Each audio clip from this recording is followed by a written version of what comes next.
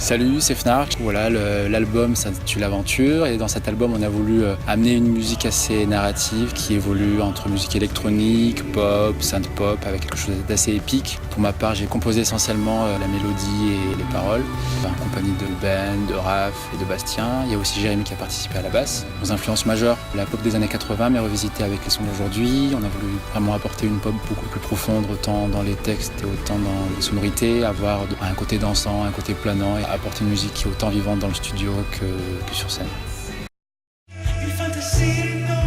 Salut, Sébastien, guitariste de Fnark et saxophoniste. Mon travail sur l'album a été essentiellement de composer les parties de guitare et du coup les parties de saxophone, avec pour influence forcément les années 70 à la guitare, avec le travail de Nile Rodgers, un peu de Jimi Hendrix, et les années 80 avec le travail de Toto et de Steve Lukather. Pour les courants un peu plus modernes, on s'est aussi pas mal inspiré de Coldplay et de M83. Et pour le saxophone, un petit peu de Grover Washington Jr., du sax bien 80s qu'on retrouve notamment dans certains morceaux de synth-pop assez connus. Moi c'est Raphaël, clavier au percu en live, et puis sur l'album j'ai bossé sur les claviers, sur le côté mélodique, et aussi sur l'ajout d'arpégiateurs et des petites touches orchestrales qu'on retrouve principalement sur l'introduction de l'album. Côté orchestral, les influences pour moi c'est plutôt Hans Zimmer et Thomas Bergersen, notamment pour le mélange orchestral et arpégiateur. Côté synthé, c'est plutôt M83 avec les synthés bien lourds et bien ambiantes.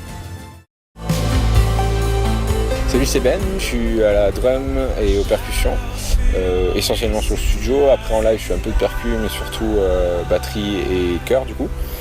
J'ai aidé un peu Stéphana aussi pour peaufiner quelques textes aussi.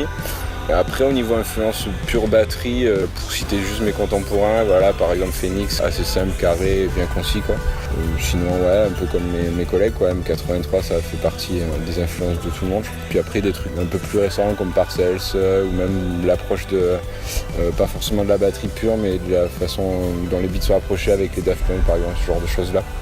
Et voilà, après on écoute tous un peu des choses différentes et du coup aussi c'est ça qui fait un petit peu l'influence de Fnark aussi.